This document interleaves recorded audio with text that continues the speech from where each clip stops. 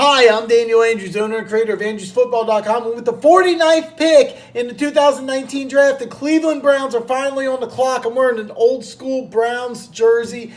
This is a true story. My mom actually lived in the Cleveland area when the Browns were moving to Baltimore, and she told somebody, hey, I'm from Baltimore. Now, keep in mind, my mom doesn't know the difference between a home run and a touchdown, and she said she was afraid. I mean, she was genuinely afraid, which really bothered me because my mom's this little tiny lady who knows nothing about sports, and she was visibly afraid. She ended up getting me this Andre Rison jersey. Yes, it's that old, number 80. I should have told you it was Jarvis Landry, but no, I'm keeping it real here. I'm an old man. I don't mind. So I've always kind of held a grudge against Cleveland for the way that they were nasty. My mom, the few years she lived there, but I am going to break down the Browns for you fans because, hey, let's face it, there's some bad fans in every city that you live in, okay? Now, I feel like I got a better beat on the Browns than I do most teams because John Dorsey was here in Kansas City for 5 years, and he did a great job with the Kansas City Chiefs. They went from a 2-14 team that had the very first pick in the draft to his first year. The Chiefs went 11-5, went to the NFL playoffs. Andy Reid, of course, was a major upgrading coach, but John Dorsey was extremely instrumental in just completely refurbishing this roster and doing everything he could to bring in talent, especially free agents and low draft choices. He did a fantastic job in drafting. The ratio why he's gone, I'm not going to deal with that. But what he was able to do is phenomenal. And watch this here. Okay, Cleveland went from 0 wins to winning 5 out of their last 6 before losing to Baltimore 24-26 in Baltimore. And this was a game Baltimore needed because if they win the division, they go to the playoffs. They lose the game, they don't even make the playoffs. So Baltimore had everything to lose at home, and they won 26-24 after the Browns won 5 out of their last 6. This is a team on the rise. So, Browns fans, get ready, because you're in for a big treat this year because I'm not going to go through all the acquisitions Cleveland's done, but they've completely revamped their roster, made a bunch of huge trades, highlighted by the Odell Beckham trade, which was masterful because you go ahead and you add a player. There's no possible way they're getting a player of OBJ's value with the 17th pick. Yes, I also know they gave up Peppers in the 3rd. I'm not forgetting that, but as far as an upgrade in talent, wow! So, I mean, it's a fantastic thing. And keep in mind also here that when you look at the Cleveland Browns, despite giving up a first and a third, they still got 8 picks in the draft, including 3 in the 5th round, which a lot of people say 5th round, who cares? John Dorsey, one of the things he excelled at here in Kansas City was finding players in the later rounds. As a matter of fact, Tyreek Hill, best punt returner in football, 14 touchdowns, receiving touchdowns last year, 5th round pick. So John Dorsey's really going to do. I fully expect that some of these later round picks that the Cleveland Browns have are going to make the team and have a good impact on that. That's something Dorsey always excelled in. So here's the thing with Dorsey doing a lot of maneuvering around. He's been famous for doing that. It's not inconceivable that they're going to move from the 49th pick. Now, more than likely, if you know anything about John Dorsey like I do, he comes from the Ron Wolf general manager strategy up in Green Bay. And the strategy is kind of famous, but I'll break it down if you've never heard of it before. Best player available, never trade up. And it doesn't matter what position. So if the best player available is a quarterback, they take a quarterback, and they did that. That's how they got Aaron Rodgers. You had Brett Favre, and then you go ahead and you draft Aaron Rodgers. He was the best player available. That's what you do. And that's what he kind of did in Kansas City. He was kind of hamstrung. Of course, you're saying, Dan, never trade down. You remember trade up? Okay, yeah. The Chiefs traded up for Patrick Mahomes, and that's a different story completely. But as a general rule of thumb, he would prefer to trade down, get more draft picks, because in the later rounds, that's where he excels at. I heard a story where one of the sports media writers was with John Dorsey in the later rounds of the draft, and Dorsey got every draft pick correct. This is like second or third round, if I remember right. But John Dorsey knew what every single team was going to take. So, I mean, his knowledge of mock drafts, the NFL, is extensive. So anybody who says, people in Kansas City try to say he's not. No, he's an excellent general manager. Chiefs decided to move on. That's a different topic for a different day. But Cleveland Browns, you lucked out because you got a guy who knows his stuff. You got a guy who's upgrading your roster tremendously. You finally got your quarterback in Baker Mayfield. So the only question is, with the 49th pick in the 2019 NFL Draft, who are the Cleveland Browns going to select?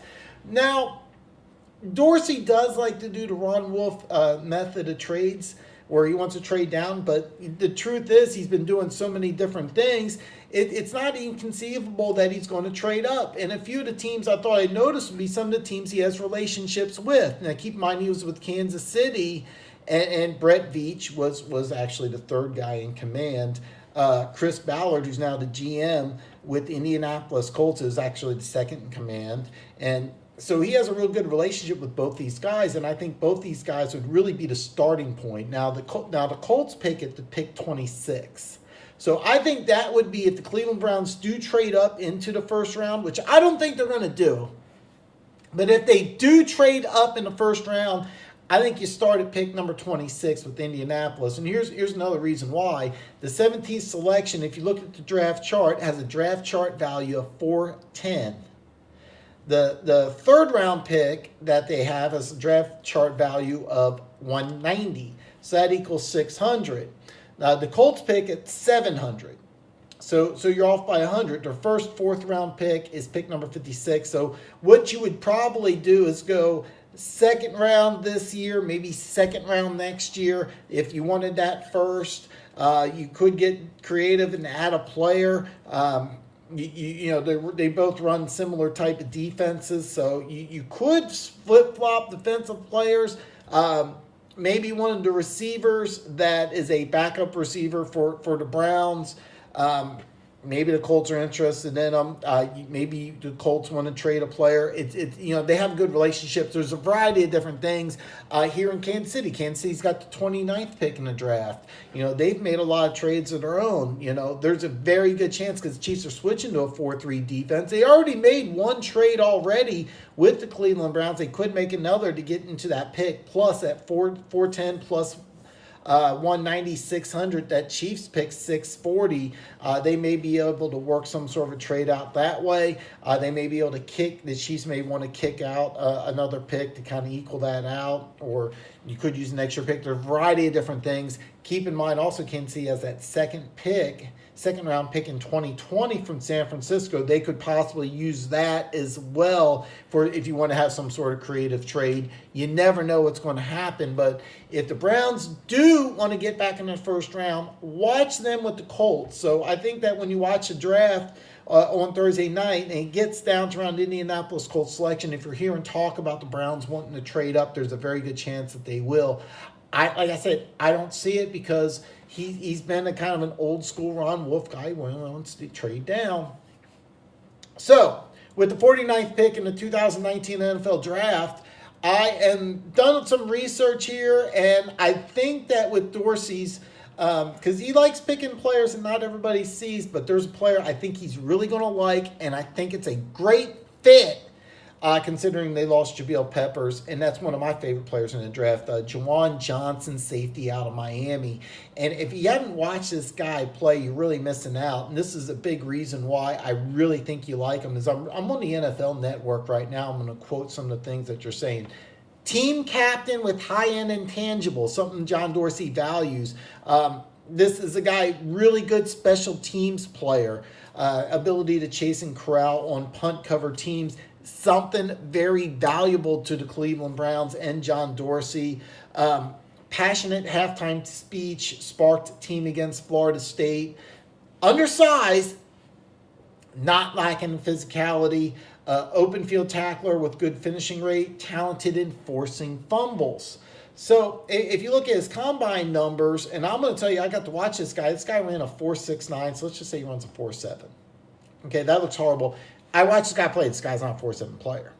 Now, he's 5'10", 191, but he had 18 reps on the bench press. So he plays a lot bigger than his size. He's a surefire tackler who's strong for his size, but he has limited speed by NFL standards. Of course, 33-inch vertical for a safety. That's not good. But I watched this guy play. He plays a lot faster than his tape. And now, according to one of his weaknesses I was listed, it was that his lack of size and speed showed up at the Senior Bowl. With this defense, they're basically asking their safeties to play a lot of two deep zone.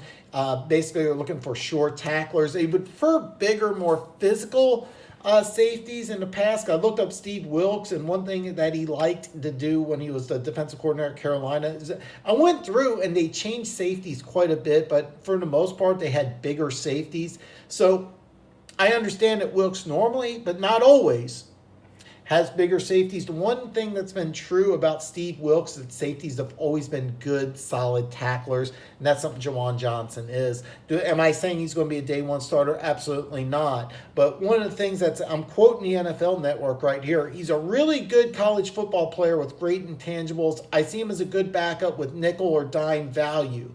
Now, one thing about the AFC North, now keep in mind the Bengals are kind of a wild card here, but look at the Ravens. They got a running quarterback who's worked a lot more on the passing game. You got Roethlisberger who's going to throw the ball all over the place. So I really think that you got a guy, even if he's not a day one starter, this guy will contribute in nickel and dime packages, which I really think you're going to see a lot more in the AFC North than you would in some other divisions. So a guy who has the athleticism to play some corner in some limited capacity. I mean, this guy's not athletic enough to put out on an island like Nasir Adderley, the guy who I had mocked to the New England Patriots. This is a guy who can really help in nickel and dime situations, even if he's not a day one starter. Plus, in the second round, you get a quality, solid special teams player. So, and by the way, in conclusion here, if you're already a subscriber to Andrews Football, you already know you're one of the greatest people on planet Earth. All your wildest dreams will come true.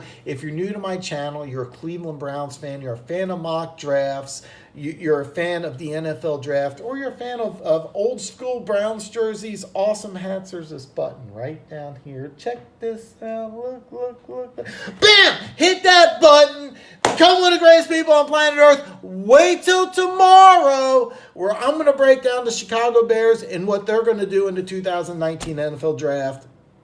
I'll see you tomorrow.